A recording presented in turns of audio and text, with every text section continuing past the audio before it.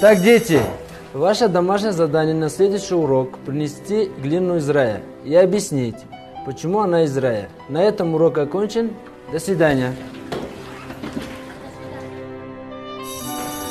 Здравствуйте, дети. Кто помнит домашнее задание? Кто готов? Игорь, к доске. Я принес горшок, из которого пьют воду. Вода – источник жизни. Следующая Саида к доске. Я посмотрела в интернете, там написано, что эта глина самая дорогая. Я думаю, что она из рая. Еще кто готов? Малик, не волнуйся, идем к доске.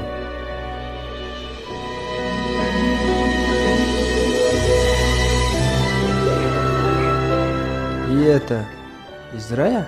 Это земля, по которой ходила моя мама. Под ногами наших матерей находится рай.